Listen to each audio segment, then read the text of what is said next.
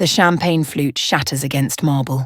I flinch as crystal explodes across the floor of the penthouse suite, each shard catching the Manhattan skyline's glittering lights. My heart hammers against my ribs so hard I think it might crack through bone.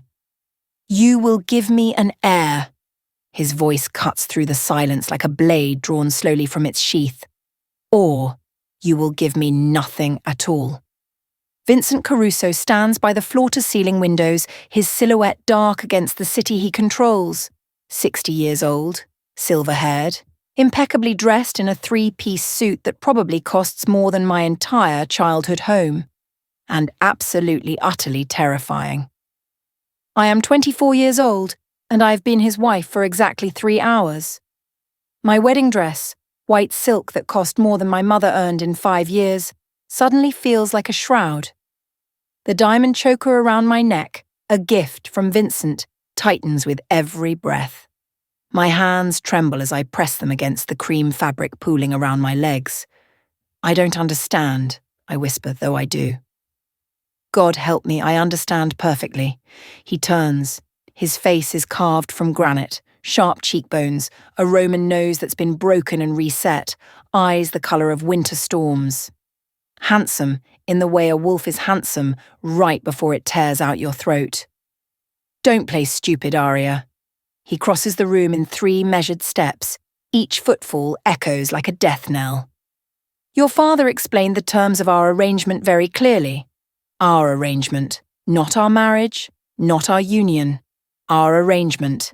The memory crashes over me. My father, hands shaking as he signed papers in Vincent's office 2 months ago, the gambling debts, the threats, the Caruso family's patience wearing thin like rope about to snap.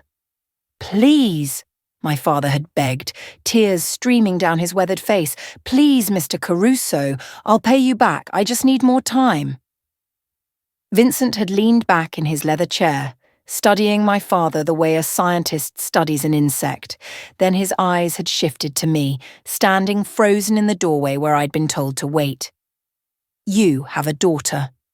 Not a question, a statement. And just like that, my life had been sold to pay for my father's mistakes.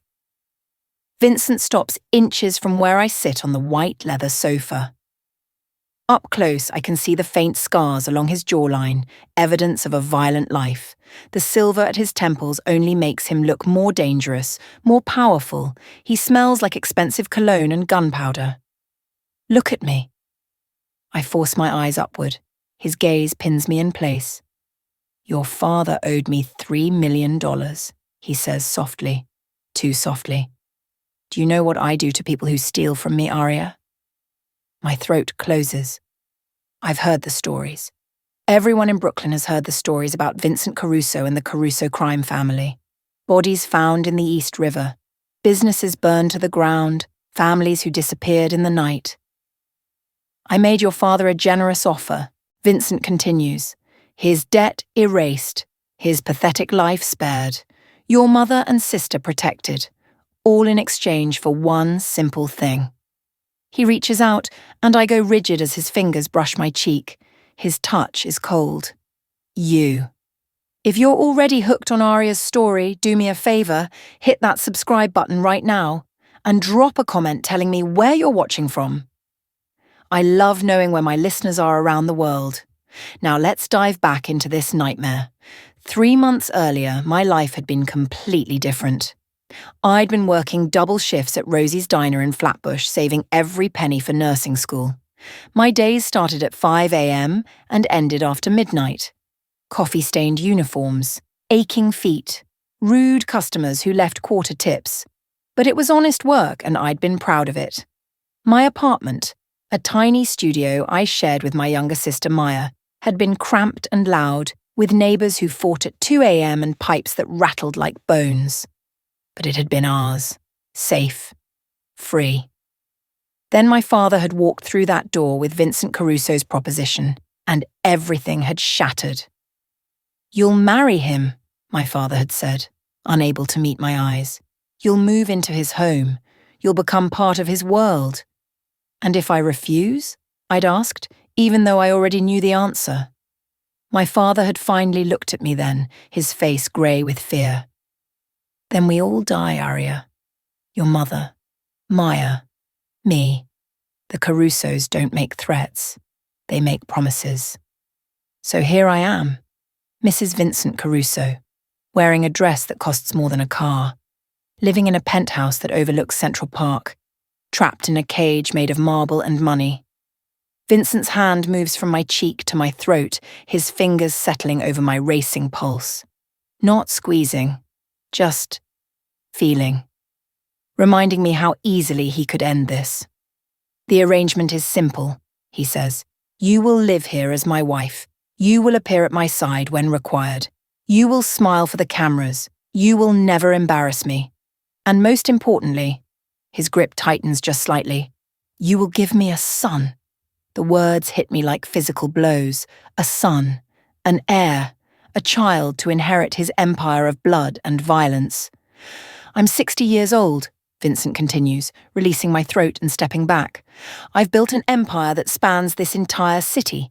I have politicians in my pocket, judges on my payroll, and enough legitimate businesses to keep the feds guessing for decades.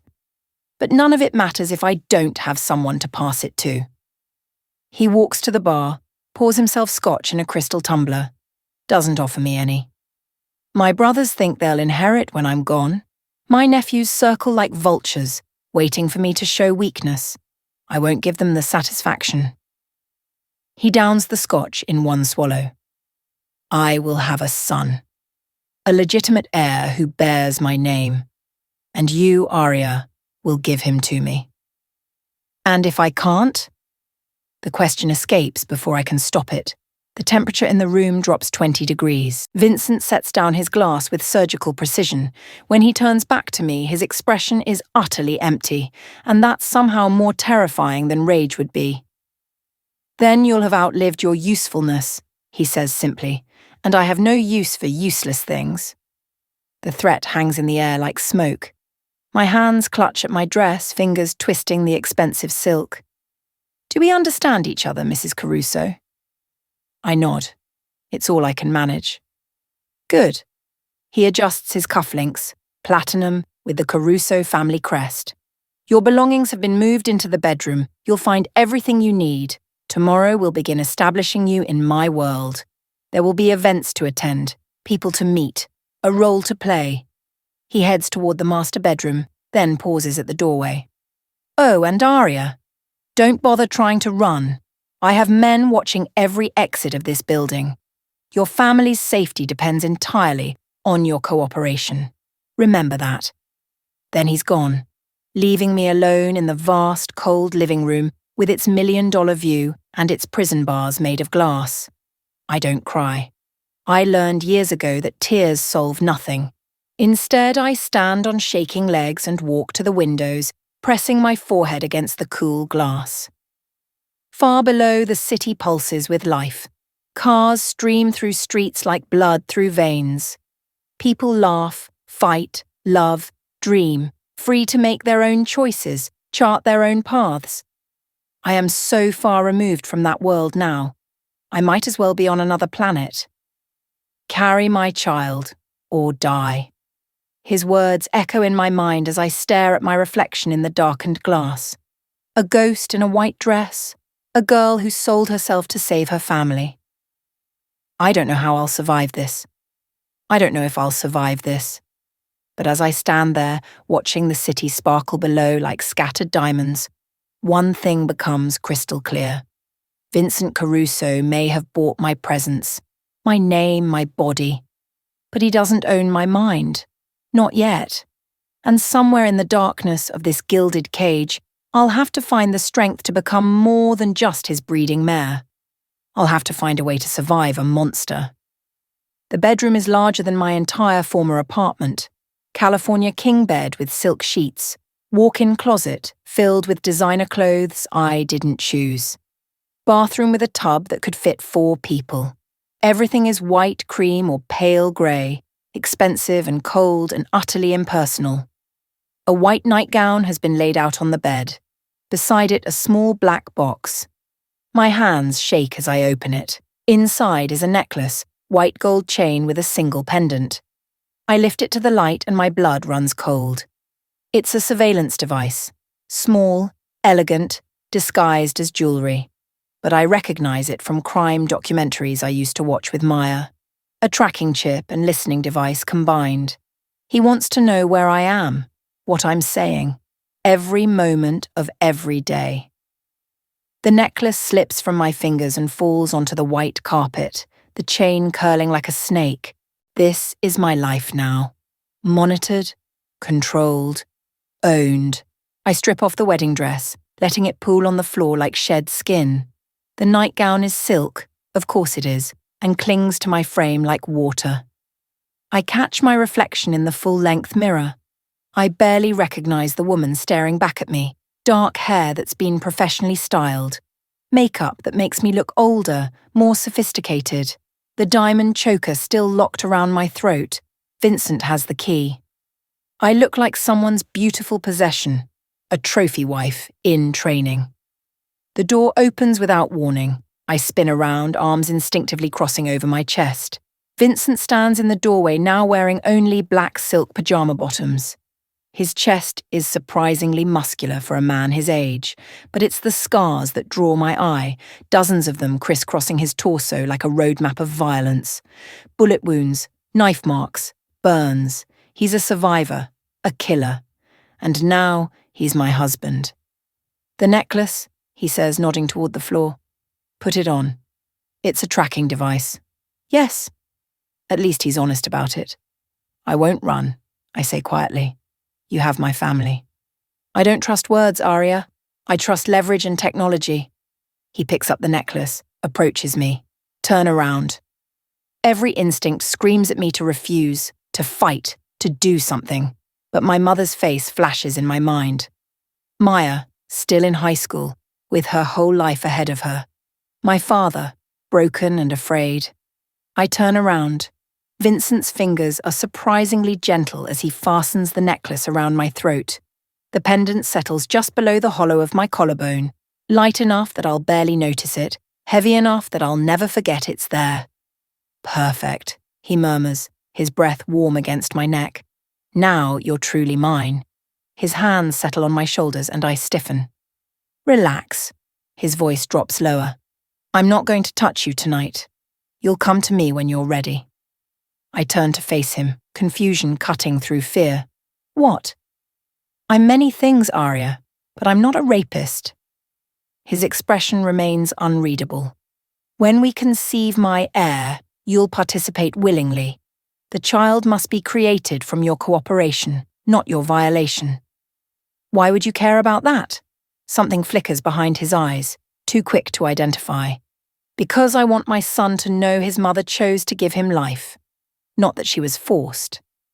It's such a strange sentiment from a man who's holding my family hostage, who bought me like property, who threatened my life in the same breath as he spoke of creating one. How long do I have, I ask, to become willing? 6 months. He steps back, creating distance between us. After that, you'll understand the consequences of continued refusal. 6 months to fall in love with my captor. 6 months to accept becoming a mother to a Mafia king's child. 6 months to somehow make peace with this nightmare. Get some sleep, Vincent says, moving toward the door that connects to his own bedroom. Tomorrow will be demanding. I'm introducing you to my family. He pauses at the threshold, silhouetted by the light from his room. Oh, and Arya, a word of advice. In my world, showing weakness gets you killed. Whatever you're feeling right now, fear, anger, despair, learn to hide it, fast. Then he's gone, the door clicking shut behind him. I'm alone in the too large bed, in the too perfect room, wearing a tracking device around my neck and a gilded cage around my soul. I don't sleep. How could I? Instead, I lie awake watching shadows dance across the ceiling, counting the hours until sunrise, wondering if I'll even recognize myself in 6 months. Wondering if there's any version of this story where I survive with my humanity intact. Outside, the city never stops moving. Lives continue, dreams flourish, Freedom exists, but not for me. Not anymore. I am Vincent Caruso's wife, his prisoner, his future child's mother. And tomorrow I'll have to smile and pretend I chose this. Are you still with me?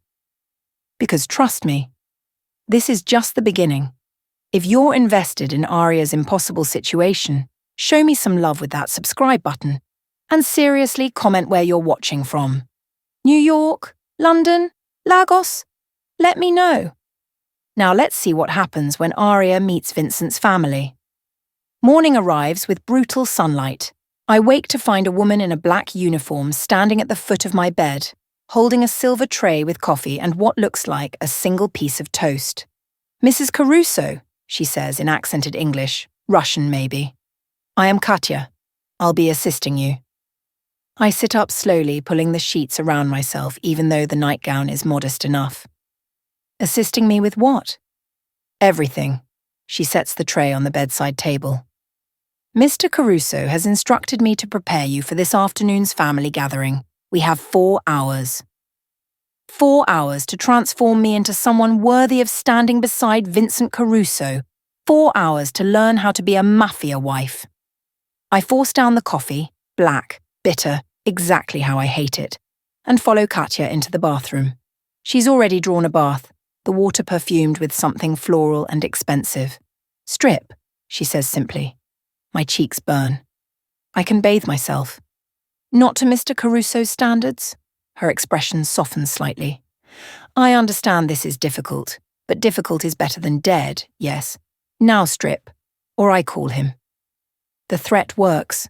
I undress, stepping into water so hot it nearly scalds. Katya works with military efficiency, washing my hair with products that smell like roses and honey, scrubbing my skin until it glows, plucking stray eyebrows until tears sting my eyes. "You have good bone structure," she comments, tilting my face this way and that. "Strong features. Mr. Caruso chose well." Chose. As if I were a car or a watch or a piece of art to hang on his wall. After the bath comes hairstyling, my dark curls blown out until they fall in glossy waves past my shoulders. Then makeup applied with a heavy hand, foundation to even my skin tone, contouring to sharpen my cheekbones, dark liner to make my green eyes pop, red lipstick that makes me look dangerous. I stare at my reflection and see a stranger, a woman who belongs in this world of wealth and violence. "Better," Katya says with satisfaction. "Now, the dress." The dress is blood red, a deliberate choice, I'm sure. It's designer, figure-hugging, with a neckline that plunges just enough to be provocative without being trashy. The fabric clings to every curve, the hem hitting just above my knees. Red heels, diamond earrings, the tracking necklace, of course, and Vincent's wedding ring, a platinum band encrusted with diamonds that weighs heavy on my finger. "Perfect," Katya pronounces. "You look like you belong to him." Belong. That word again. A knock at the door. Katya opens it to reveal Vincent, now dressed in a charcoal grey suit that probably costs more than a semester of the nursing school I'll never attend. His eyes travel slowly down my body, and I fight the urge to cover myself. His expression remains neutral, but something flickers in those winter storm eyes. "Acceptable," he says finally. "Not beautiful, not stunning. Acceptable." Somehow that's worse than if he'd leered. "The car is waiting," Vincent continues, extending his arm. "It's time to meet the family." I take his arm because I have no choice. His muscles are solid beneath the expensive fabric, his grip on my hand firm enough to remind me who's in control. We descend in a private elevator that requires a key card to operate. The lobby is all marble and gold, with security guards who nod respectfully as we pass. Outside, a black Mercedes limousine idles at the curb. The driver opens the door and I slide inside onto leather seats softer than any bed I've ever slept in.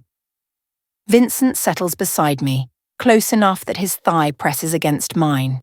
As we pull away from the curb, he finally speaks. "My family will be watching you very carefully today. They'll be looking for weakness, for proof that you don't belong, for any reason to question my judgment in choosing you. Why did you choose me? The question escapes before I can stop it. You could have had anyone, someone from your world, someone who wanted this. Vincent turns his head, studying me with those unreadable eyes. Because someone from my world would have brought their own agendas, their own family loyalties, their own ambitions. You bring nothing but fear and desperation. That makes you controllable. The honesty is like a slap. At least he's not pretending this is anything other than what it is. A transaction. A business arrangement sealed with wedding vows and threats. What do I need to know? I ask quietly. My mother is still alive, Sophia Caruso. She's 82 and sharp as a blade. Don't let her frailty fool you. She's killed more men than most soldiers. He says this casually, like discussing the weather. My two younger brothers, Antonio and Marco, will be there with their wives and children. They resent that I never married before now, that I'm only producing an heir after all these years. They thought the empire would eventually be theirs. And now? Now they know they'll never have it. My son will inherit everything. He pauses.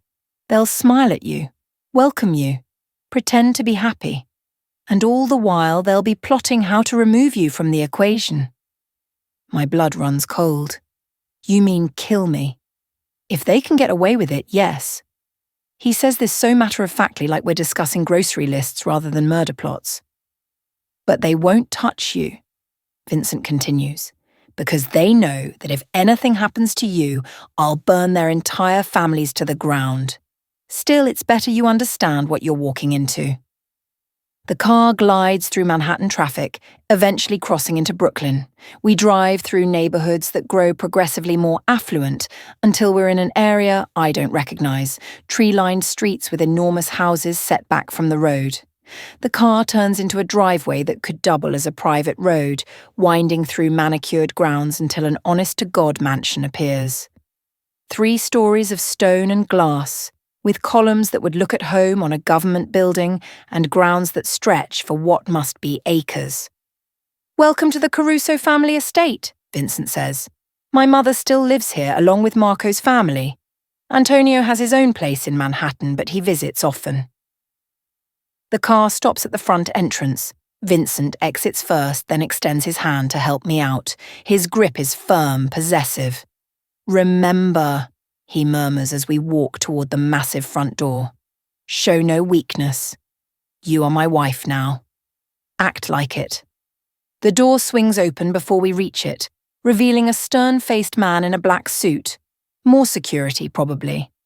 He nods respectfully at Vincent, eyes flicking over me with cool assessment. Inside, the house is exactly what I'd expect from old money and organized crime, expensive but tasteful, with artwork that's probably been stolen from museums and furniture that's been in the family for generations. Everything screams wealth and power and danger. Voices drift from somewhere deeper in the house, Italian rapid fire and animated.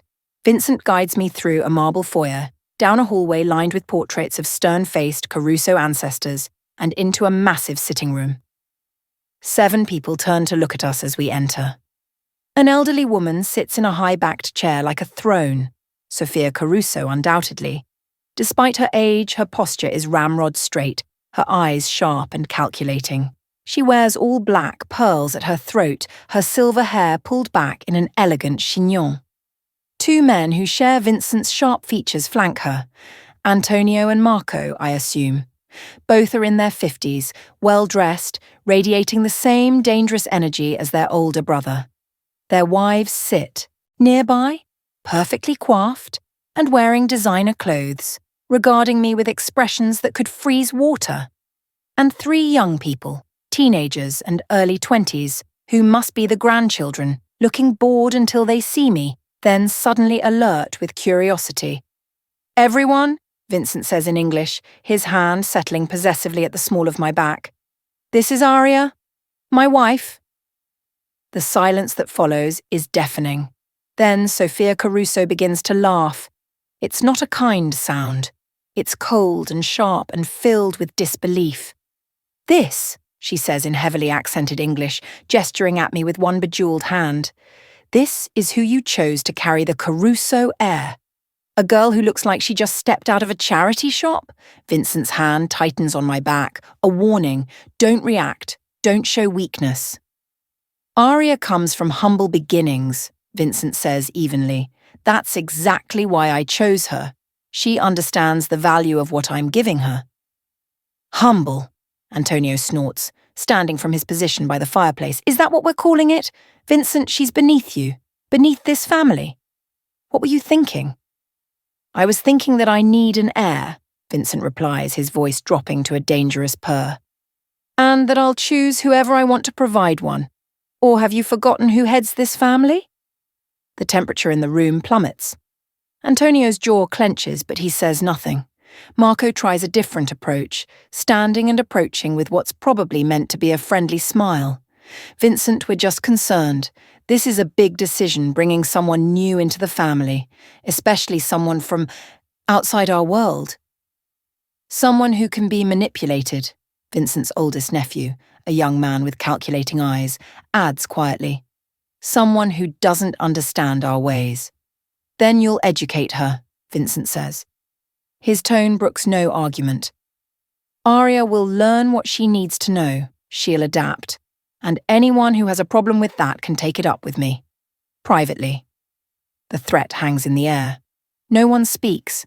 Then Sophia rises from her chair with surprising grace for someone her age. She crosses the room, her black dress rustling, and stops directly in front of me. Up close, I can see that her eyes are the same winter grey as Vincent's. She studies me like I'm an insect under glass. Let me see your hands. I'm confused, but extend them. She grabs my wrists with surprising strength, turning my palms up. Working hands, she announces. Calluses.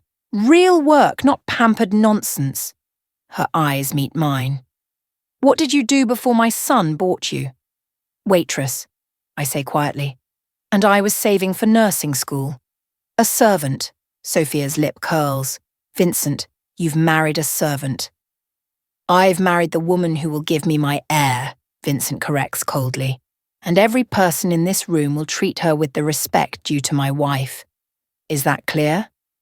Crystal, Antonio mutters. But Sophia isn't done. She releases my hands and circles me, slowly examining me from every angle. Can you cook? She demands. Yes. Keep a house? Yes. Manage staff? I've never had staff. She makes a disgusted sound. Of course not. Can you dress appropriately for high society events? Speak intelligently about business? Handle yourself at political fundraisers? I can learn. Learn. Sophia stops in front of me again, so close I can smell her expensive perfume. My son needs a partner who can move through his world with confidence, not some frightened child who needs her hand held. Something inside me snaps. Maybe it's the stress of the last 24 hours. Maybe it's the way this woman is talking about me like I'm not even in the room. Maybe I'm just tired of being treated like I'm worthless. With all due respect, Mrs. Caruso, I say, my voice steadier than I feel. I didn't ask for any of this. Your son made his choice. If you have a problem with it, take it up with him. But I'm here now, and I'm not going anywhere. So either help me learn what I need to know, or get out of my way. Oh, Aria just went there. I'm getting emotional over here because she's finding her voice. If you're loving her courage, let me know in the comments where you're tuning in from, and don't forget to subscribe. We're only halfway through this intense story, and trust me, you don't want to miss what happens next. The room goes absolutely silent. Sophia Caruso stares at me, her expression unreadable. I'm certain I've just signed my own death warrant. Vincent's hand on my back has gone rigid. Then, impossibly, Sophia begins to smile. Well, she says slowly. Perhaps there's some spine in there after all. She turns to Vincent. She'll need extensive training. Etiquette, fashion, business basics, family history. Katya can handle most of it, but I'll oversee her education personally. Vincent's hand relaxes slightly. Thank you, Mother. Don't thank me yet. Sophia waves a dismissive hand. If she can't adapt, if she embarrasses this family, I'll handle it myself. Understood, girl? Arya, I say firmly. My name is Arya. Another smile, sharper this time. Fine. Arya. Welcome to the family. Try not to disappoint us. She returns to her throne-like chair, settling in with regal grace. The tension in the room eases fractionally. Antonio's wife, a woman with sharp features and designer clothes, stands and approaches. I'm Francesca, she says coolly. Antonio's wife. I suppose we'll be seeing more of each other. I suppose so. A word of advice from one Caruso wife to another. She leans in, her perfume cloying. Vincent may have chosen you, but that doesn't mean you're safe. Watch your back. Always. She walks away before I can respond. Marco's wife is friendlier, at least on the surface. I'm Gabriella, she says with a warm smile that doesn't quite reach her eyes. Don't mind Francesca. She's just protective of family resources. You know how it is. I don't, but I nod anyway. The young people approach next. 2 nephews and a niece, all regarding me with open curiosity. I'm Luca, the oldest nephew says. He's the one who called me manipulable earlier. Vincent's nephew. Interesting choice he made. Interesting is one word for it, the niece adds. She's beautiful in that effortless way wealthy girls are, with perfect skin and a designer dress that probably costs more than my former monthly rent. I'm Isabella, and I'll be honest, I didn't think Uncle Vincent would ever marry. He's always been so particular. Particular about what? I ask before I can stop myself. Isabella's smile is sharp. About letting anyone close enough to hurt him. The implications hang in the air. Before I can respond, a staff member announces that lunch is served. We file into a dining room that could seat 20. The table is set with china so delicate it looks like it might shatter if you breathe on it wrong. Crystal glassware catches the light from the massive chandelier overhead. Vincent pulls out my chair, a gesture that would be gentlemanly in any other context but feels like ownership here. I sit, and he settles beside me at the head of the table. Sophia sits at the opposite end, with Antonio and Marco flanking her. Their families fill in the remaining seats. The first course arrives, some kind of soup that I don't recognize. I watch carefully how everyone else uses their silverware and copy them. So, Arya, Antonio says, breaking the silence, tell us about your family. What does your father do? It's a trap. I can feel it. Admitting my father's gambling debts and his deal with Vincent would only confirm their worst opinions of me. He works in construction, I say, which is technically true, or was before the gambling consumed him. My mother is a homemaker. I have one younger sister. How quaint, Francesca murmurs. And what did you think, Marco asks, when Vincent proposed? It must have been quite unexpected. Another trap. But Vincent's hand finds my thigh under the table, squeezing gently. A reminder, or a warning. It was unexpected, I admit, but Vincent can be very persuasive. I'm sure, Gabriella says with a knowing smile, he has that effect on people. The conversation continues through multiple courses: fish, salad, pasta, meat, dessert. Each dish is more elaborate than the last, served by silent staff who appear and disappear like ghosts. I answer questions carefully, volunteering nothing, deflecting when possible. Vincent occasionally jumps in, steering the conversation away from dangerous topics. But through it all, I feel the weight of their judgment. These people with their money and power and blood-soaked history. They've already decided I don't belong. And maybe they're right. Maybe I don't. But I'm here anyway, wearing Vincent's ring, carrying his tracking device around my neck, expected to carry his child in my womb. After lunch, Sophia announces that she'd like to speak with me privately. Vincent's jaw tightens, but he nods. The library, Sophia instructs. 5 minutes. She sweeps out of the room, leaving me with Vincent and his brothers. Be careful, Vincent murmurs in my ear.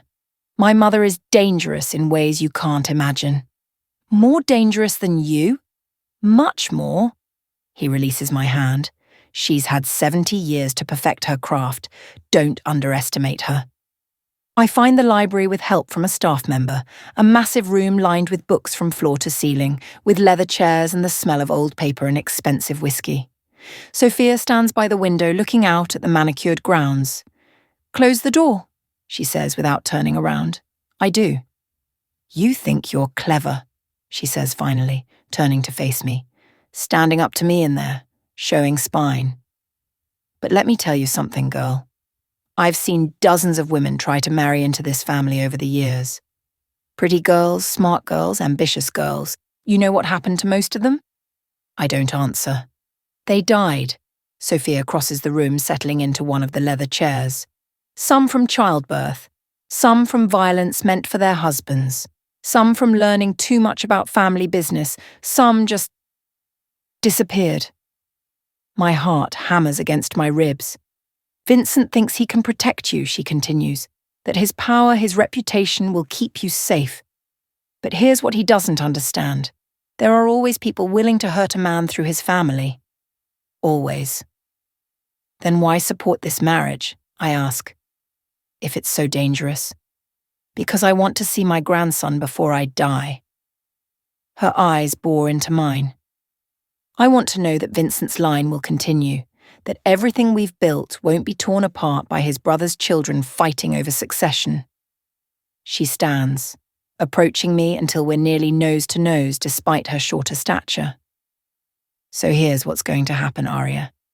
You will learn everything I teach you. You will become the kind of woman who can survive in this world, and you will give Vincent his heir. If you fail at any of these things..." She trails off, letting the threat hang. "What happens if I fail?" "Then I'll do what I should have done to Vincent's last girlfriend, years ago." Sophia's smile is cold. "I'll make sure you disappear, quietly and completely, so we can move on to someone more suitable." Vincent had a girlfriend? I hadn't meant to ask, but the question escapes anyway. Something flickers in Sophia's eyes. Surprise, maybe. "He didn't tell you? We've barely spoken about anything." She studies me for a long moment. "Yes, he had a girlfriend. 20 years ago. Beautiful girl, intelligent, from a good family. She was pregnant with his child." My breath catches. "What happened?" "She was killed. Car bomb meant for Vincent. Wrong place, wrong time. The child died with her." Sophia's expression hardens. "That's when Vincent swore he'd never marry, never have children. Too dangerous, he said. Too much of a vulnerability. But he changed his mind. He's 60 years old, facing his own mortality and desperate for an heir. So yes, he changed his mind. But that doesn't mean the danger has gone anywhere, Arya. If anything, it's worse now. His enemies will see you as a perfect target. The young wife he clearly doesn't love, carrying the heir he desperately wants." "He doesn't love me," I repeat quietly. "Of course he doesn't. This is a business arrangement." "Which might actually keep you alive," Sophia says. "If he loved you, he'd be distracted, emotional, vulnerable. But since you're just a means to an end," she shrugs, "you're simply an asset to protect. Much easier." The coldness of it steals my breath. I'm not even a person to these people, just a womb with legs, a vessel for their precious heir. "Your training begins tomorrow," Sophia announces. 6 a.m. Don't be late. She walks past me toward the door, then pauses.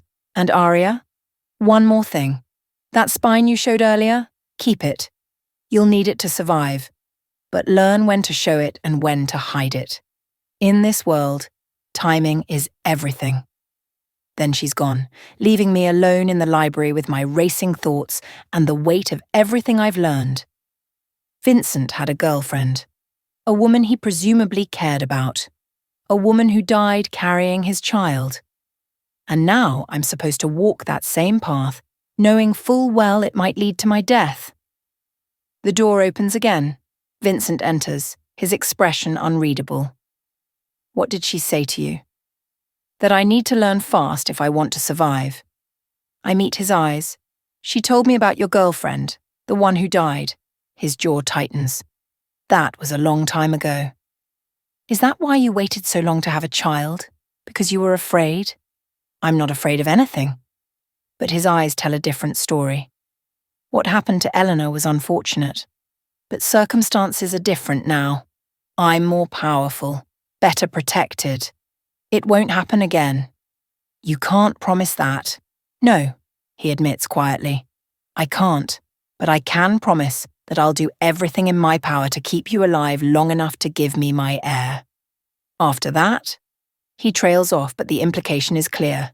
After that, I'm expendable. We should go, Vincent says, changing the subject. We've stayed long enough. We make our goodbyes, stiff, formal, filled with false warmth. His family smiles and promises to see us soon, but I can feel the calculation behind their eyes. In the car, Vincent is silent. I watch the city pass by outside the tinted windows, processing everything I've learned. 6 months, I say finally. That's what you gave me. To become willing. Yes. And if I'm not, then we'll have a problem. He turns to look at me. But I don't think we will. You're stronger than you look, Arya. You'll adapt. You'll survive. It's what people like us do. People like us. As if we're the same. As if he wasn't born into wealth and power while I was born into nothing. But maybe he's right about one thing. I will survive. Not because I want to give him his heir. Not because I accept this cage he's built around me, but because somewhere in all of this darkness, I'll find a way to reclaim myself, to become more than just Vincent Caruso's breeding mare. I just have to figure out how. Wait until you see what happens next. Arya's about to face her biggest challenge yet. If you're still with me on this journey, make sure you're subscribed so you don't miss any of my stories. And I'm dying to know, where are you listening from? Drop your city in the comments. Now let's dive into the final act. The next 3 months blur together in a haze of lessons and luxury. Sophia proves to be a ruthless teacher. Every morning at 6 a.m. sharp, I'm expected in the estate's private study. Etiquette lessons, business education, family history, Italian language instruction, how to dress, how to speak, how to move through high society without embarrassing the Caruso name. I learn which fork to use for which course, how to make small talk with politicians' wives, the proper way to address a judge you've bought, which topics to avoid in polite company, and how nothing is actually off-limits in private. I learn the family business too, not the illegal operations. Vincent keeps those carefully hidden, but the legitimate front companies, the real estate holdings, the import or export businesses that allow money to flow freely. I attend dinners and galas on Vincent's arm, wearing designer dresses and practiced smiles. I meet people whose names I recognize from the news, powerful people, dangerous people, people who shake my hand and calculate my worth in the same breath. And through it all, Vincent watches, evaluates, waits. We share the same bedroom now, his insistence after the first month. We need to become comfortable with each other, he'd said. The conception won't work if you flinch every time I touch you. So I've grown accustomed to falling asleep beside him, to waking up with his arm heavy across my waist. He doesn't touch me beyond that, not yet. But the awareness is always there, the unspoken deadline counting down. 6 months. Half gone now. It's during the 3rd month that things begin to shift. I'm in the penthouse library. Vincent insisted I use it, fill it with books I actually want to read, when he finds me curled up with a medical textbook I'd ordered online. Still dreaming of nursing school? He asks from the doorway. I close the book. Just because I can't attend doesn't mean I can't learn. He enters the room, settling into the chair across from me. He's in casual clothes for once, expensive jeans, a black sweater, looking more human than I've ever seen him. Why nursing? He asks. Of all the careers you could have chosen. Because I wanted to help people. I set the book aside. I wanted to do something that mattered. And you think giving birth to my heir doesn't matter? I think being reduced to my reproductive organs isn't the same as having a purpose. He's quiet for a long moment. You're angry. Of course I'm angry. You bought me like property, threatened my family, took away my future. Why wouldn't I be angry? Because most people in your position would be too afraid. I am afraid. I meet his eyes. I'm terrified every single day, but being afraid doesn't mean I'm not angry, doesn't mean I accept this. Vincent leans back, studying me with those winter storm eyes. 3 months ago, you could barely look at me. Now you argue. 3 months ago, I thought you'd kill me for speaking up. Now I know you won't, not as long as you need me. I pause. I'm learning, just like you wanted. How to survive, how to adapt, how to be useful to you. Useful. He tastes the word. Is that what you think you are to me? Isn't it? I'm your breeding mare, your air insurance, your solution to a succession problem. Yes. He doesn't deny it, but you're also more than that now. My heart skips. What do you mean? I mean, I've watched you for 3 months, watched you learn faster than anyone expected, watched you handle my family's hostility with grace, watched you become the kind of woman who could actually stand beside me as an equal partner. He stands, approaching my chair. I didn't expect to be impressed by you, Arya, but I am. He reaches out, and I hold my breath as his fingers brush my cheek, the same gesture from our wedding night, but softer now. The 6 months are almost up, he says quietly. We need to discuss the timeline. I know. And, his hand drops, are you any closer to accepting what needs to happen? I should say no. Should tell him I'll never willingly carry his child, that he'll have to take what he wants by force after all. But the truth is more complicated than that. Because somewhere in these 3 months, Vincent has become more than just my captor. I've seen him laugh at something Isabella said, seen him gentle with his elderly mother, seen him reading late at night, absorbed in philosophy texts, seen him defend me when Antonio made a cutting remark. He's still a monster, still a killer, still the man holding my family hostage, but he's also becoming human to me, and that terrifies me more than anything else. I don't know, I admit. I don't love you, Vincent. I'm not sure I ever could, but I'm starting to understand you. Understanding is enough. He turns away. Love makes people weak. It's how they get hurt. Understanding and respect, those are better foundations. I think of Elena, the girlfriend who died, the woman he must have loved once. Is that why you never married before? I ask. Because you were afraid to love someone again? His shoulders tense. Who told you about Elena? Your mother. Of course she did. He's quiet for a moment. Yes. After Elena died, I swore I'd never put myself in that position again, never give anyone that kind of power over me. But you want a child? I need an heir. That's different. Is it? A child is even more of a vulnerability than a spouse. Which is why my son will be raised to be strong, protected, prepared for this life in ways Eleanor never was. He finally turns back to face me. And his mother will be someone who understands the dangers, who can teach him how to survive. Someone like me. Someone exactly like you. He crosses the room again, and this time when he reaches for me, I don't pull away. His hands frame my face, tilting it up to meet his gaze. 3 more months, he says softly, and then we'll create the heir I need. But I want you to know something, Arya. What? I'll keep my promises. Your family will remain safe. You'll want for nothing. And the child, our child, will inherit an empire. He'll have power, protection, everything I can give him. And what about me? After I give you your heir? His thumb traces my cheekbone. That depends entirely on you. You could choose to be just the mother of my child, living in luxury but separate from my life. Or you could choose to be my actual partner, my wife in truth, not just on paper, someone who stands beside me, helps me run the empire, shares the power.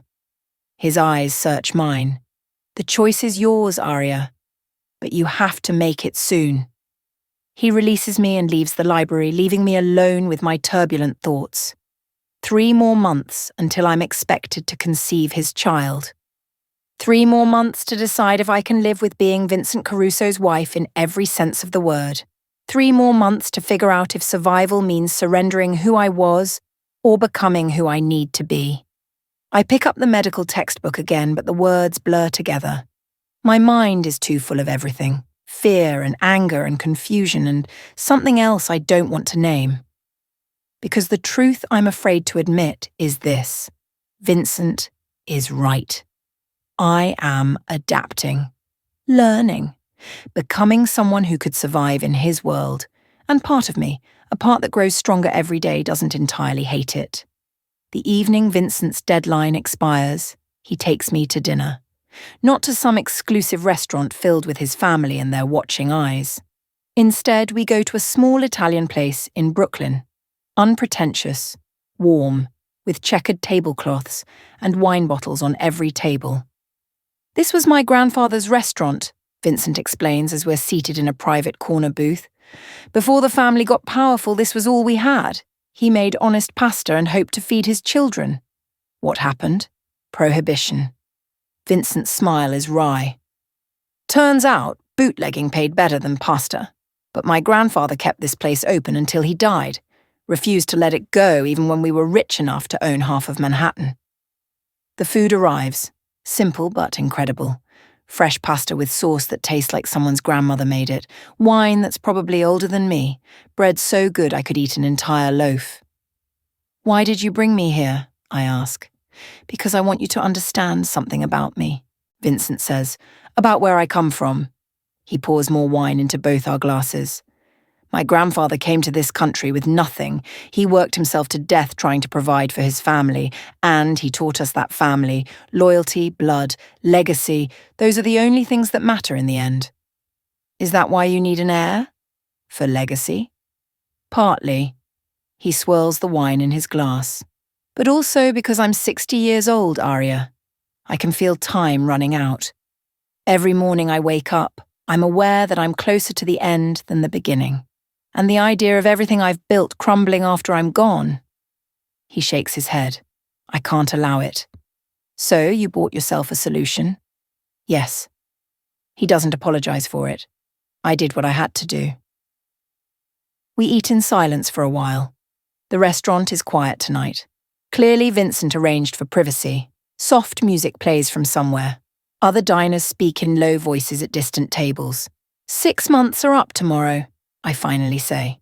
"I know. And if I still refuse," Vincent sets down his fork, "then I'll have to reevaluate our arrangement. Your family's protection was contingent on your cooperation." The threat hangs between us, not violent but no less devastating. "But I don't think you'll refuse," he continues, "because you're too smart for that. You've learned how to play this game, Arya. How to survive. You'll make the choice that keeps everyone safe." "You mean I'll surrender?" "I mean you'll adapt." His hand reaches across the table covering mine. "And maybe, over time, you'll find that this life isn't the prison you thought it was." I look down at our hands, his weathered and scarred, mine smaller and marked with the calluses Sophia noted.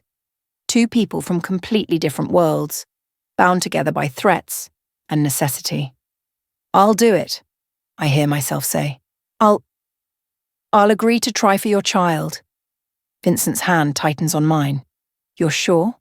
"No, I'm not sure. I'll never be sure. But I'm out of options and out of time." "Yes." He lifts my hand to his lips, pressing a kiss to my knuckles. The gesture would be romantic in any other context. Here, it feels like sealing a deal. "Thank you," he says quietly. And for the first time since I've known him, Vincent Caruso looks almost vulnerable, almost human. We finish dinner in relative silence. Vincent pays, though I'm sure he owns the restaurant anyway, and we return to the penthouse as the city lights begin to sparkle below. In the bedroom, I change into the silk nightgown that's become my uniform. My hands shake as I take off my jewellery, piece by piece. Vincent appears in the doorway, watching.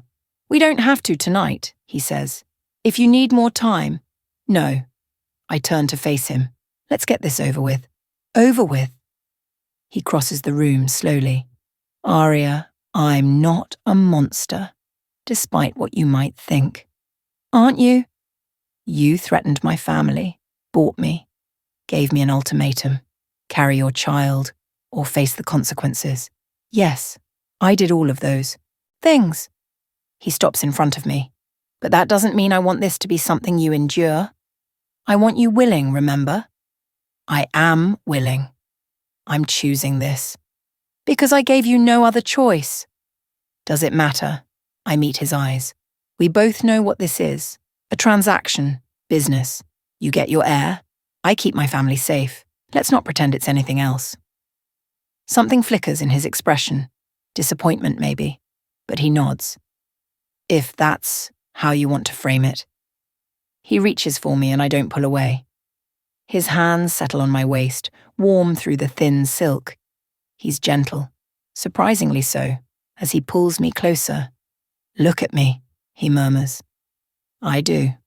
Up close I can see the fine lines around his eyes, the grey threading through his dark hair, the slight softness that age brings even to dangerous men.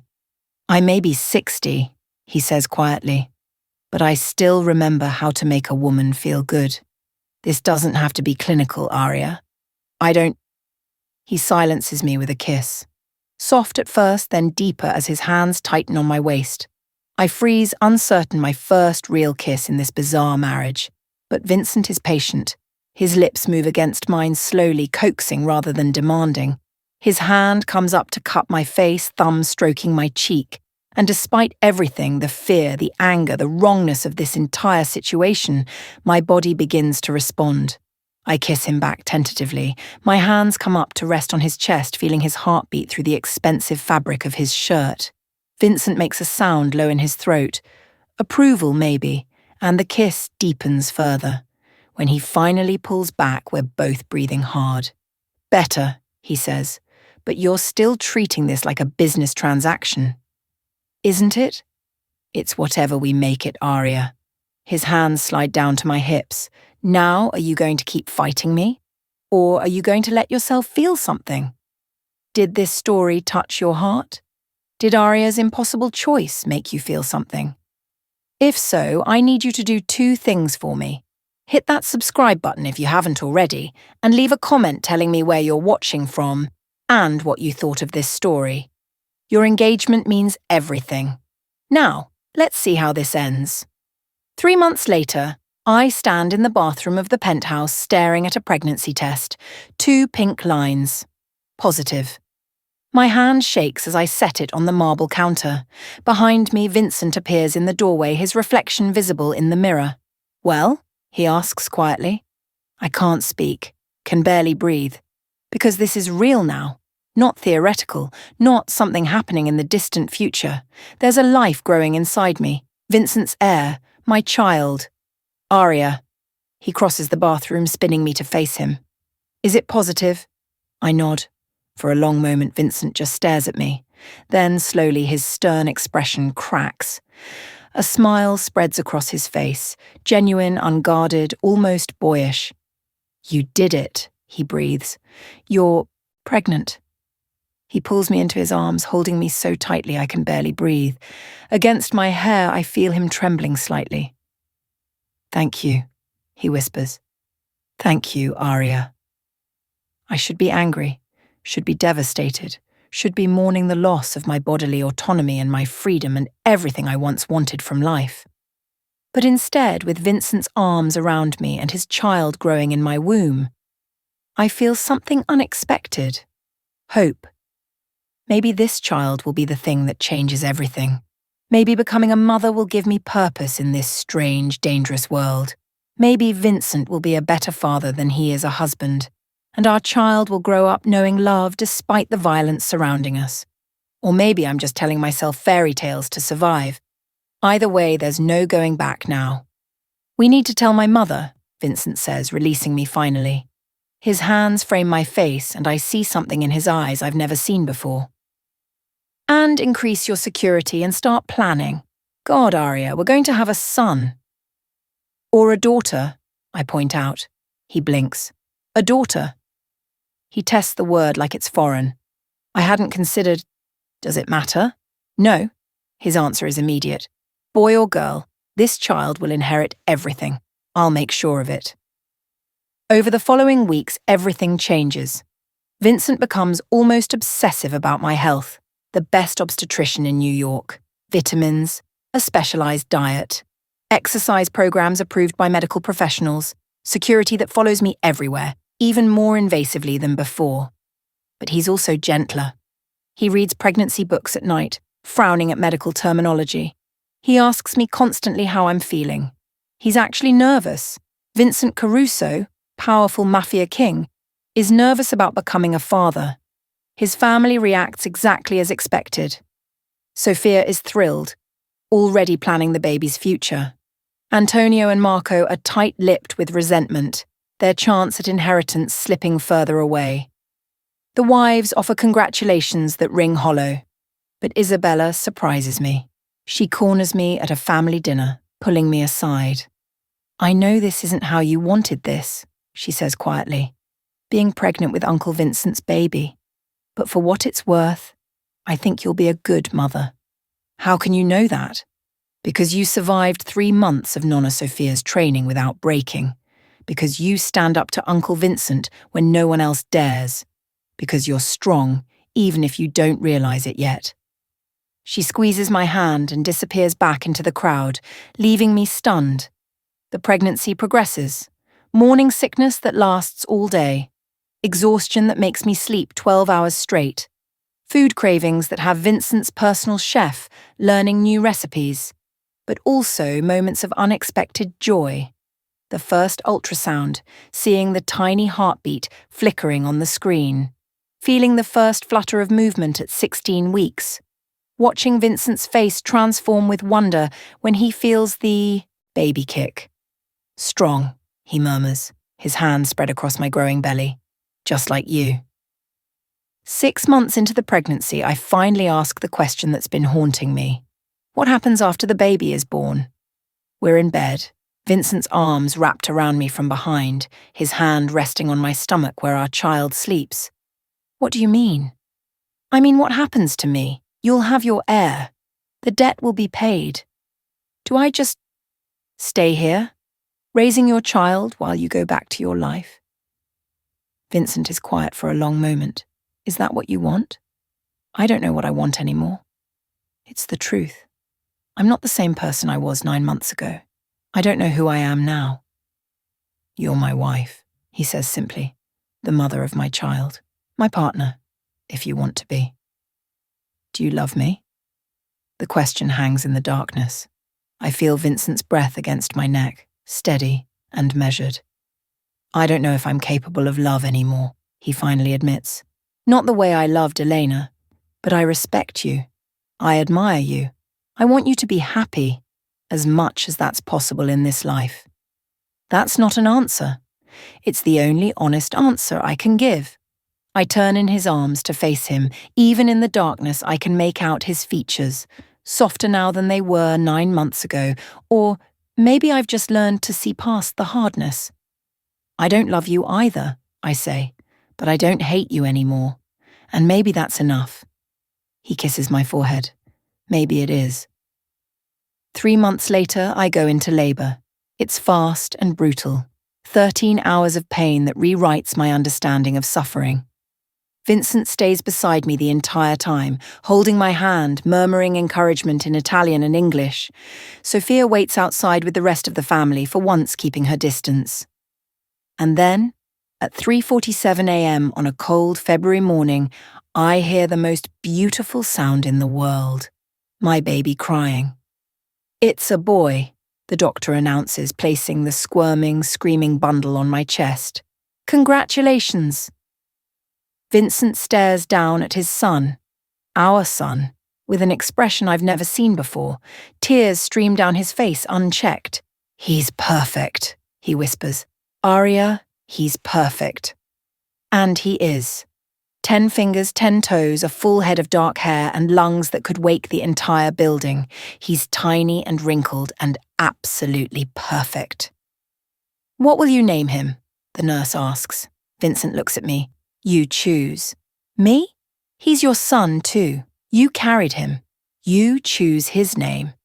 I look down at the baby in my arms, this tiny person who's changed everything, who I've been afraid to love because loving him means accepting this life completely. But in this moment, staring at his scrunched-up face, I can't help it. I love him. Completely. Irrevocably. Dante, I say. His name is Dante Caruso. Vincent smiles through his tears. Dante. It's perfect. The weeks after Dante's birth blur together. Sleepless nights, endless feedings, the overwhelming responsibility of keeping a tiny human alive. But Vincent surprises me. He's hands-on in ways I never expected. Changing diapers, walking Dante through the penthouse at 3 a.m. when he won't stop crying, singing Italian lullabies I didn't know he knew. He's a good father. Despite everything else he is, despite the violence and the control and the darkness, he's a good father. And watching him with our son, I feel something shift in my chest. Not love exactly, but something closer to it than I've ever felt before. One night, when Dante is finally asleep in his elaborate nursery, Vincent finds me standing by the window, looking out at the city. "What are you thinking about?" he asks, wrapping his arms around me from behind. "Everything." I lean back against him. How different my life is from what I imagined, how I'm a mother now, how you're not the monster I thought you were. I'm still a monster, Arya, don't forget that. Maybe, but you're my monster now. He turns me to face him. In the dim light, he looks younger than his 60 years. Or maybe fatherhood has softened him the way it's softened me. "I was thinking," he says carefully, "about our arrangement." My heart sinks. "You want me to leave now that you have your heir?" "What? No." He looks genuinely surprised. "The opposite, actually. I want to renegotiate." "Renegotiate? When I brought you here, it was a business arrangement, a transaction. But things have changed." His hands frame my face. "You've changed. We've changed. And I think maybe we could have something real here, if you want it." "Real how?" "Real as in you're not my prisoner anymore. You're my actual wife, my partner, Dante's mother. And if you want to leave, if you want to take him and go, I won't stop you." I stare at him in shock. "You're saying I'm free?" "I'm saying your family's debt is paid. Your obligation is fulfilled. If you want to stay, it has to be because you choose to, not because I'm forcing you." It's the last thing I expected, the last thing I ever thought Vincent Caruso would offer. "What about Dante?" "He's your son. If you leave, he goes with you. I'll set up a trust fund, provide security, make sure you both have everything you need." Vincent's voice cracks slightly. "But I'm hoping you'll stay." I search his face looking for the manipulation, the trap, the angle. But all I see is honesty and hope. And something that might actually be love, even if he doesn't recognize it. "I'll stay," I hear myself say. "Not because I have to, but because I want to." "Why?" "Because Dante deserves both his parents. Because I've built a life here, strange as it is. Because you're not the man I thought you were." I pause. "And because somewhere in all of this, I started to care about you. Not love, maybe, but something." Vincent pulls me into his arms, holding me tightly. Something is enough. Something is more than I thought I'd ever have again. We stand there in the darkness, in our penthouse prison that's become a home, holding each other while our son sleeps in the next room. This isn't the life I would have chosen. This isn't the happy ending from fairy tales. But it's mine. And maybe that's enough. Maybe choosing to stay is its own kind of freedom. Maybe loving the monster doesn't make me weak. It makes me brave. And maybe, just maybe, Vincent Caruso's terrified young bride has finally found her power, not in escaping, but in choosing. The end. If this story moved you, if Arya's journey from prisoner to partner touched your heart, please subscribe to the channel. Drop a comment telling me where you're watching from and what you thought. These stories are created for you, and your engagement helps me keep making them. Thank you for listening, and I'll see you in the next story.